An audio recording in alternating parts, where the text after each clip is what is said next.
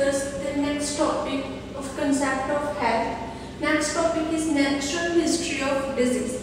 The last topic is concept of cause. Causations के क्या क्या concept थे वो था. Next topic is natural history of disease. जो disease है उसकी natural history क्या है. जो natural history क्या है, जो disease है वो दो type में होती है. First one is pre-pathogenesis.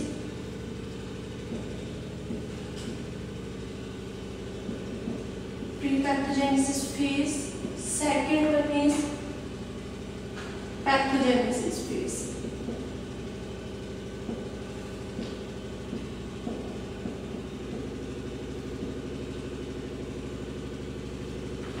First one pre-pathogenesis phase. Second one is pathogenesis phase. A disease occurs as a result of complex interaction between the host and the causative agents and environment. इस last topic में हमने study किया था कि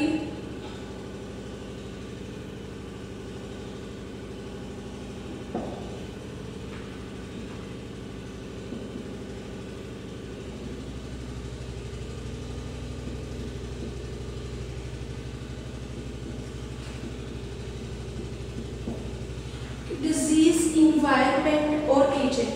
यहाँ पे disease की जगह आ गया एजेंट, होस्ट एंड इन्वायरमेंट.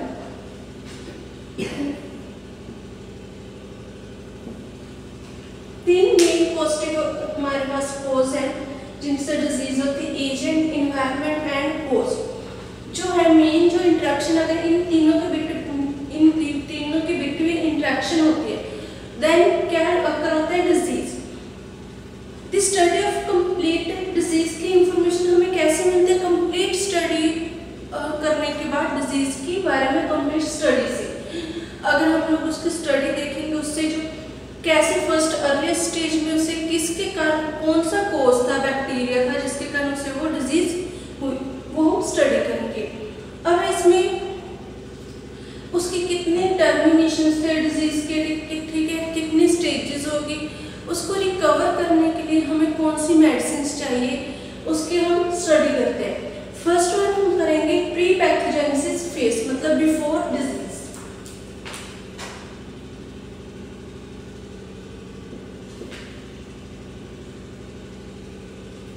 जो डिजीज से पहले, ठीक है, बिफोर डिजीज से पहले जो है हमारे जो भी पीरियड होता है, जो ह्यूमन बीइंग का डिजीज से पहले का पीरियड होता है उसे हम बोलते हैं pre pathogenesis phase. Pre means पहले, ठीक है.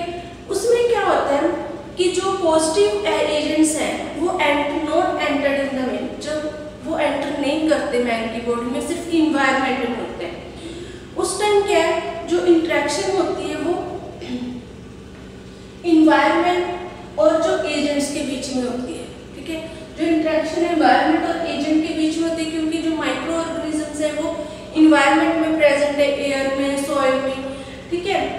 Then the presence of agent, host and favorable environmental factor is in the pre-pathogen phase is not initiate disease in man.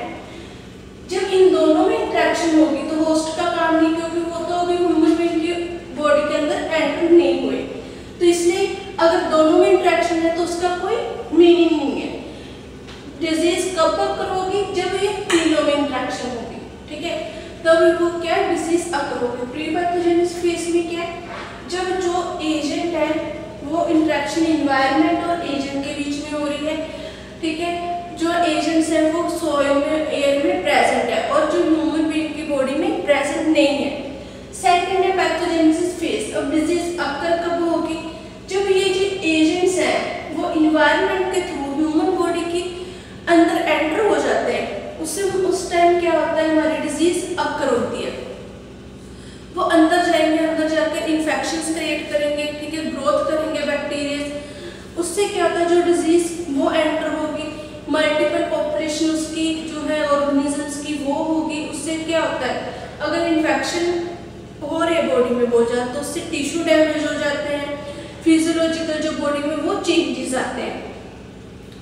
इस टाइम क्या होता है विच नो साइंस, कोई मतलब साइन या सिम्टम्स नहीं हमें डिजीज का पता चलता कि हमें कौन से डिजीज है, ठीक है. वो साइन एंड सिम्टम्स क्या है उसके इंक्यूबेशन पीरियड से पता चलता है। जैसे स्पेसिफिक इंक्यूबेशन पीरियड होता है, अगर कोल्ड है, कॉमन कोल्ड, उसका इंक्यूबेशन पीरियड है कि 3 से 4 दिन, फीवर का भी ऐसी है, ठीक है। इनका टाइम स्पेसिफिक पीरियड होता है कि इस टाइम इनके साइंस दिख रहे हैं।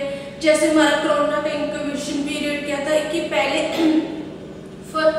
14 दिनों में इसके साइन एंड सिम्टम्स दिखने लग जाते हैं, हमें पता चल जाता है कि हमें कोरोना है या नहीं है, ठीक है। वो क्या था, हमारे इंक्यूबेशन पीरियड से ऑब्जर्व करेंगे। जो इन्फेक्टियस डिजीज है उनका जो इंक्यूबेशन पीरियड होता है वो क्या होता है, पैथोजेनेसिस जल्दी भी हो सकता है और लेट भी शुरू हो सकता है। उसका जो इंक्यूबेशन साइन एंड सिम्टम्स है वो जल्दी भी हमें दिख जाते हैं, लेट भी दिखते हैं। लास्ट है जो पैथोजेनेसिस फेज है, उसमें क्या होता है, जैसे मॉडिफाइड कैसे करते हैं इम्यूनाइजेशन से और कीमोथेरेपी देकर पेशेंट्स को उसको हम रिकवर कर लेते हैं। इन क्रोनिक डिजीज एग्जांपल है, जैसे क्रोनिक डिजीज है अपनी हाइपरटेंशन, कैंसर, इनमें क्या होता है कि जो अर्ली पैथोजेनेसिस है वो रेफर हो जाते हैं, ठीक है, refer to pre symptomatic phase because during the phase this is no manifestation of disease। अब जैसे कैंसर है, कैंसर के अगर हम एग्जांपल ले लें तो इसका हमें स्टार्टिंग में पता नहीं चलता, ठीक है। कैंसर के हमें कोई साइन एंड सिम्टम्स नहीं स्टार्टिंग में पता चलते अगर, ठीक है। जैसे कई बार पेन वैसे भी हमारी बॉडी में होता रहता है, हम उसे कैजुअल ले लेते कि सिंपल पेन हो रहा है। इसके साइन एंड सिम्टम्स कब पता चलते हैं हमें, 2nd या 3rd स्टेज या फिर लास्ट स्टेज पर आकर। उससे पहले हमें कैंसर के कोई भी मैनिफेस्टेशन, साइन एंड सिम्टम्स दिखाई नहीं देते, ठीक है। ये क्रोनिक ऐसी डिजीज है, हाइपरटेंशन और कैंसर, जिसमें हमें जो साइन एंड सिम्टम्स है वो बहुत ज़्यादा लेट पता चलते हैं, जिससे कि पेशेंट की डेथ भी हो सकती है। अब जो साइन एंड सिम्टम्स है इसमें जो एजेंट्स हैं, फर्स्ट हम स्टडी करेंगे डिजीज एजेंट्स। इन 3 फैक्टर्स को हम स्टडी करेंगे। फर्स्ट वन है हमारा डिजीज एजेंट्स।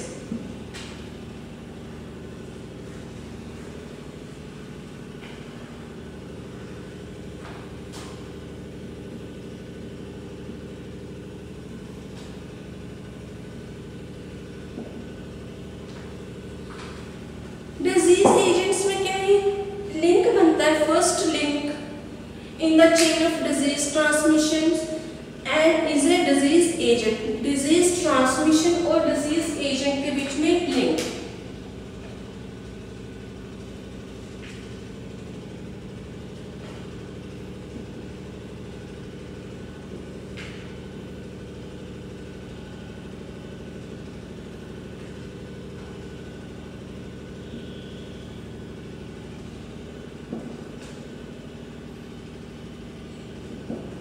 डिजीज एजेंट्स और डिजीज ट्रांसमिशंस मतलब जैसे इन्वायरमेंट हो गया और एजेंट्स हो गए, उनके बीच में फर्स्टली हमारा लिंक बनता है। सेकंड है जो डिजीज एजेंट्स है वो क्या होते हैं, सब्सटेंस लिविंग भी हो सकते हैं और नॉन लिविंग।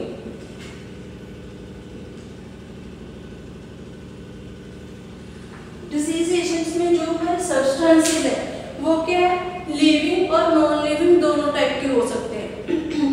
इसमें जैसे force, excessive presence of relative lack of disease process, ठीक है। इसमें जो एजेंट्स हैं उनको हम अब क्लासिफाई करेंगे डिजीज एजेंट्स को। फर्स्ट वन है बायोलॉजिकल,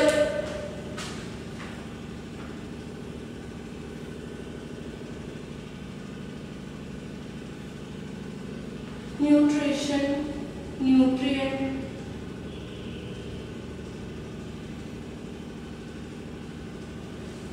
मैकेनिकल,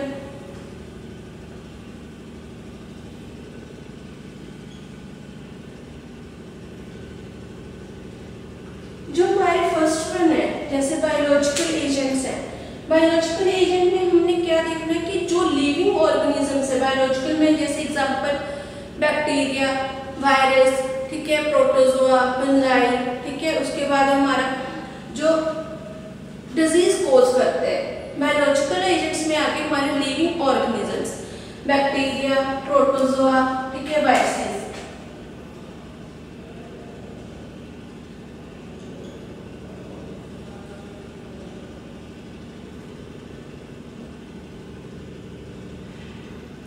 ये कहा कि हमारे बायोलॉजिकल एजेंट्स में।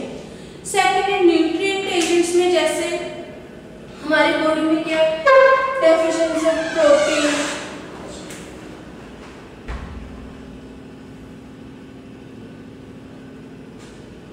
डेफिशिएंसी ऑफ प्रोटीन, हार्मोन्स, ठीक है, और उसके बाद है जैसे एक्सेसिव अमाउंट है हमारे कार्बोहाइड्रेट्स की होगी, या फिर जो फैट है वो हमारी बॉडी में इंक्रीज हो रही है। नेक्स्ट वन है फिजिकल जो मैकेनिकल एजेंट्स में, जैसे आ गया हमारा मैकेनिकल फोर्सेस, उनसे जो है स्ट्रेन, डिसलोकेशंस, ठीक है, जिससे हमारी जो है डेथ भी पॉसिबल हो सकती है। उसके बाद में फिजिकल एंड केमिकल चेंजेस,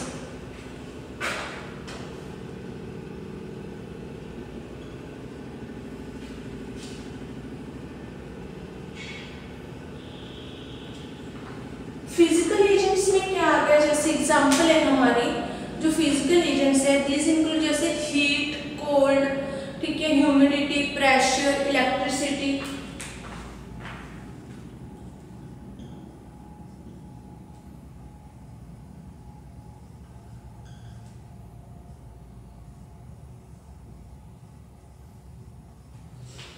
और केमिकल हमारे दो टाइप के जो एजेंट्स होते हैं केमिकल में, जैसे एक्सोजीनियस और एंडोजीनियस। अब फिजिकल एजेंट्स में क्या, जैसे जिस टाइम बहुत ज्यादा समर में बहुत गर्मी होती है, हीट प्रोड्यूस होती है, ठीक है, तो उससे क्या होता है डिजीज हो जाती है, या जो बहुत ज्यादा सर्दी में कॉमन कोल्ड हो जाता है, फीवर होने लग जाता है। ह्यूमिडिटी में, ठीक है, हमारे जो प्रॉब्लम्स होने लग जाती हैं, फीवर्स आने लग जाता है, वो हो गया फिजिकल एजेंट। केमिकल में दो टाइप है हमारी, एंडोजीनियस और एक्सोजीनियस।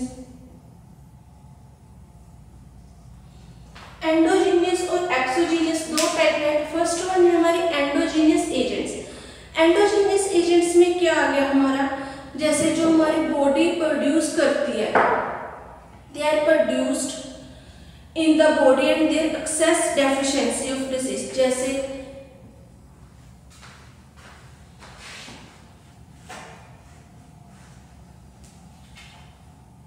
एंडो में जो बॉडी के अंदर प्रोड्यूस हो रहा है,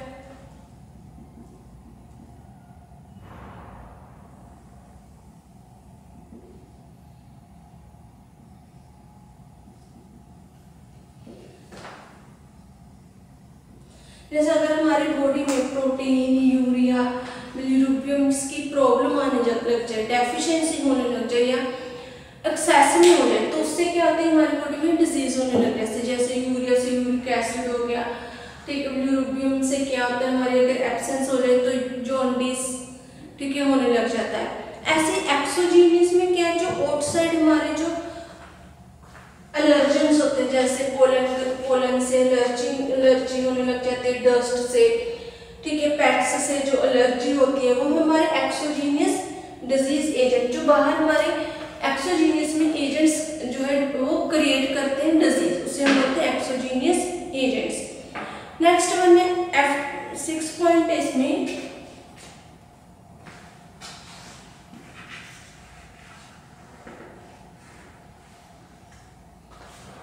नेक्स्ट है हमारे पास एब्सेंस और डेफिशिएंसी या फिर access of health factor.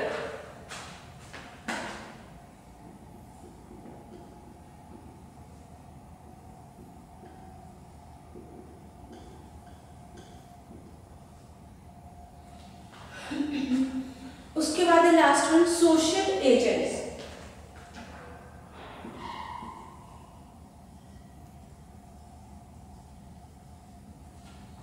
Access of health factor में क्या आ गया हमारा, जैसे लेक ऑफ हार्मोन्स ठीक है, इंसुलिन का लेक हो जाना, बंद हो जाना, उससे डायबिटीज हो जाती है। अगर विटामिन हमारी बॉडी में कम हो, जैसे ए कम हो तो नाइट ब्लाइंडनेस हो जाता है, सी हो तो स्कर्वी। अगर जो हमारी बॉडी में न्यूट्रिएंट्स हैं, जो हमारी बॉडी में विटामिन हैं, ठीक है, या फिर जो हमारी बॉडी में हार्मोन्स हैं, ऑर्गन्स हैं, अगर वो बंद हो जाए, वो लेक हो जाए, उससे जो हेल्थ प्रॉब्लम्स आती हैं उसको हम बोलते हैं हेल्थ फैक्टर्स। सोशल एजेंट्स क्या होते हैं जो हमारे सोशली, जैसे they include smoking, unhealthy habits होगी, lifestyle and alcohol.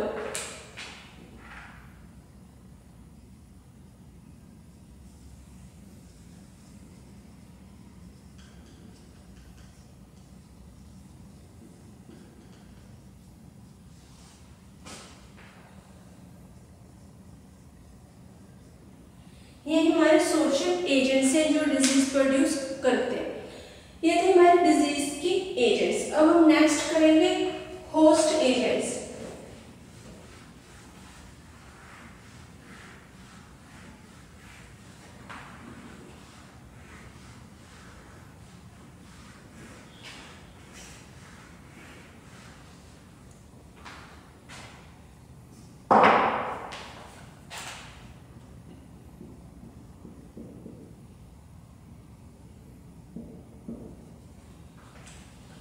Host agents में क्या है, जो हमारे human body is consider as a soil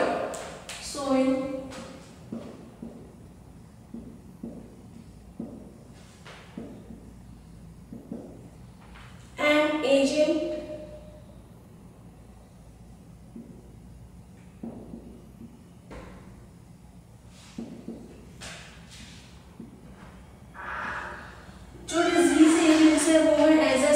और human body as a soil. जैसे हम लोग एग्जांपल ले लेते हैं, जैसे हम मिट्टी में, सॉइल में कोई भी सीड ग्रो कर देते हैं, उसको उगा देते हैं, वो क्या वहाँ पर ग्रो करता है। ऐसे हम जब हमारी ह्यूमन बॉडी को हमने एज अ सॉइल मान लिया और एजेंट को सीड, अगर वो हमारी बॉडी में चले जाए तो वो क्या करेगा, ग्रो करेगा, वहां से हमें क्या हो जाती है, डिजीज। जो होस्ट फैक्टर है इसमें क्या है, the human body is considered as soil and the disease agent is a seed। इसको हम बोलते हैं द इम्पोर्टेंट होस्ट फैक्टर्स कौन कौन से, जैसे age, sex, genetic factor, blood grouping, ठीक है, इम्यूनोलॉजिकल फैक्टर्स, एजुकेशन, ये हमारे क्या डिजीज एजेंट्स हैं। नेक्स्ट है हमारे इन्वायरमेंटल एजेंट।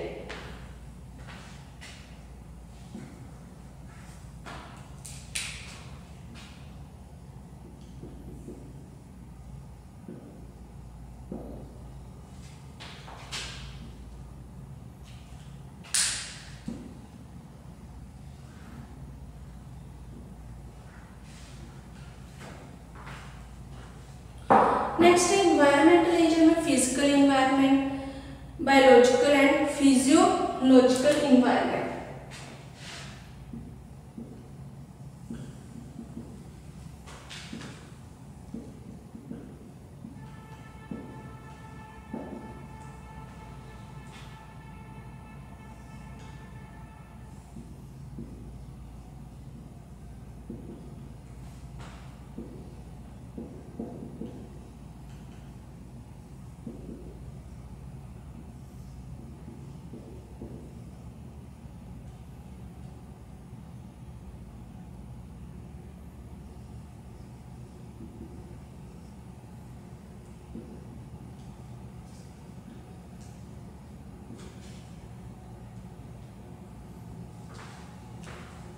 फर्स्ट है हमारा फिजिकल इन्वायरमेंट। फिजिकल इन्वायरमेंट में क्या है, जैसे जो हमारे नॉन लिविंग्स हैं, थिंग्स हैं, फिजिकल जो है फैक्टर्स हैं, वो उसमें क्या है, air, water, light,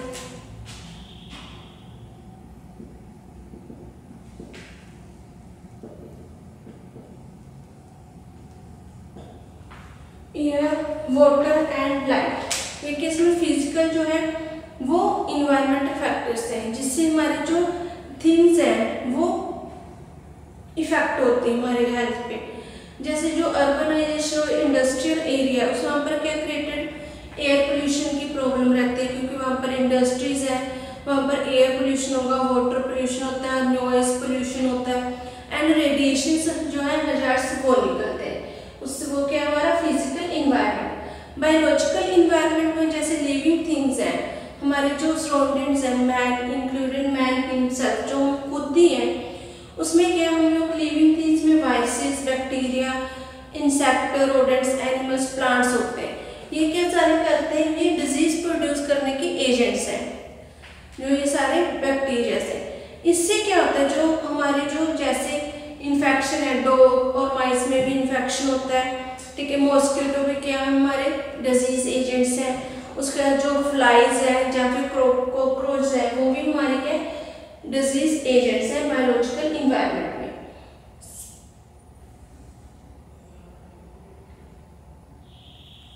physico social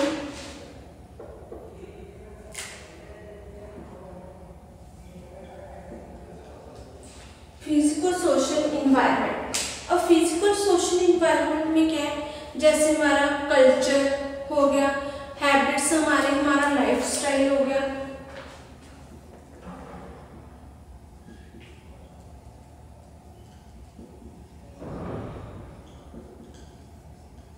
ये भी इफेक्ट करते हैं हमारी हेल्थ को कि हम कैसे कल्चर में रहते हैं, हम अर्बनाइजेशन एरिया में रहते हैं या फिर हम लोग जो एजुकेटेड, हेल्थ सर्विसेज हमें कितनी मिल रही है हमारे एरिया में, और हमारा रिलीजन, मोरल्स, एटीट्यूड, ठीक है, ये सारा कुछ हमारी जो है हेल्थ पे डिपेंड करता है, हेल्थ को इफेक्ट करता है, ये इन्वायरमेंटल फैक्टर्स है। अब नेक्स्ट वन है हमारा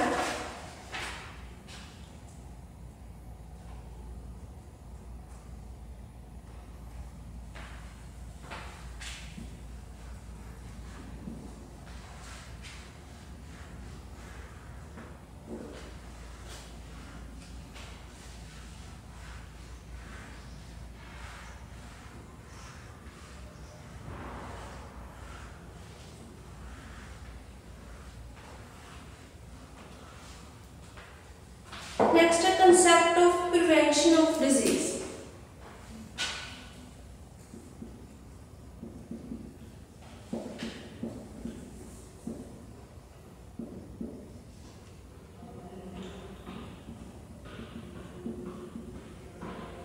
नेक्स्ट जो इसमें हमारा टॉपिक है concept of prevention of disease. अब जो मेन हमारा गोल क्या है, गोल ऑफ मेडिसिन का, कि हमारी हेल्थ को प्रमोट करना, प्रिवेंट करना हेल्थ को, और इम्पेयर्ड करना। फर्स्ट है प्रमोट हेल्थ,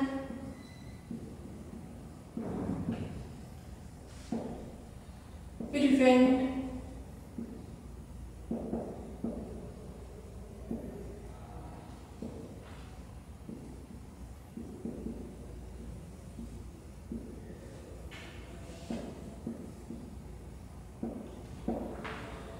इम्पेयर्ड हेल्थ। जो हमारा मेन जो है गोल है मेडिसिन का, वो है अपनी जो हमारी हेल्थ है उसको प्रमोट करना, प्रिवेंट करना, इम्पेयर्ड करना, ठीक है, मिनिमाइज करना हमारे जो सफरिंग एजेंट्स को। प्रिवेंशन इंक्लूड इसमें क्या है, ऑल दीज गोल्स। सक्सेसफुल जो प्रिवेंशन है वो किस पे डिपेंड करते हैं, नॉलेज पे, ठीक है, डायनामिक ट्रांसमिशंस पे, और आइडेंटिफिकेशन ऑफ रिस्क फैक्टर पे। हमारी जो मेडिसिन का गोल है वो तभी सक्सेस होगा अगर हमें नॉलेज होगी, ठीक है, हम जो रिस्क फैक्टर्स को कम कर सकें, जो आइडेंटिफाई कर सकें, और जो हमारा थर्ड है कि डायनामिक्स ऑफ ट्रांसमिशंस को रोक सके। अब लेवल ऑफ जो प्रिवेंशन है, प्रिवेंशन के क्या क्या लेवल है वो हम स्टडी करेंगे।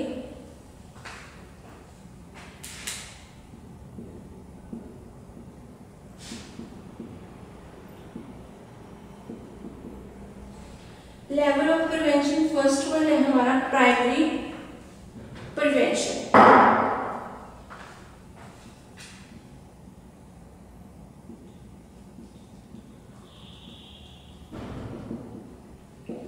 फर्स्ट वन प्राइमरी प्रिवेंशन में क्या है कि जो हमारा it include the measurement action takes before the onset of disease. जो हम डिजीज से पहले जो हम प्रिवेंशंस लेते हैं, जैसे कोरोना में एग्जांपल हम सोचते थे डिजीज ना हो, उसके लिए हम लोग सैनिटाइजर यूज करते हैं, मास्क लगाते हैं, ठीक है, डिस्टेंस क्रिएट करते हैं पर्सन्स के बीच में, वो है हमारे प्राइमरी प्रिवेंशन। जो हम डिजीज से पहले प्रिवेंशंस लेते हैं उसे बोलते हैं प्राइमरी प्रिवेंशन। इससे क्या होता है, एक तो हमारी हेल्थ प्रमोट करती है, और दूसरा जो हमारा स्पेसिफिक प्रोटेक्शन भी हो जाती है हमारी हेल्थ की। सेकंड है इसमें प्राइमरी प्रिवेंशन का, फर्स्ट है प्रिमोर्डियल प्रिवेंशन।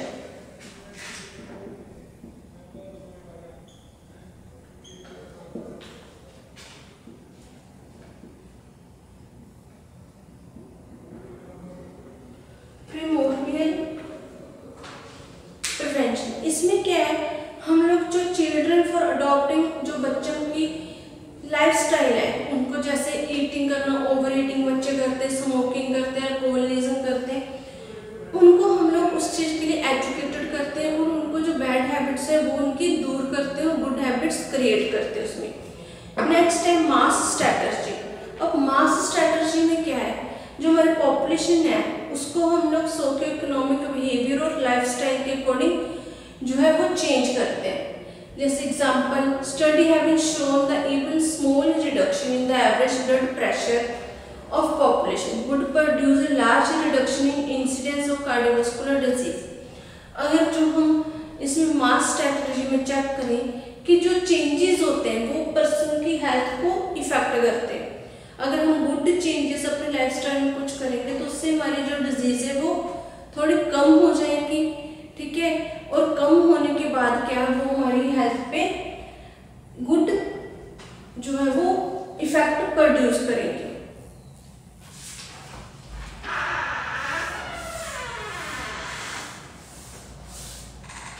ये टॉपिक हमारा यहीं पर फिनिश हुआ। नेक्स्ट जो टॉपिक है हम वो नेक्स्ट लेक्चर में करेंगे।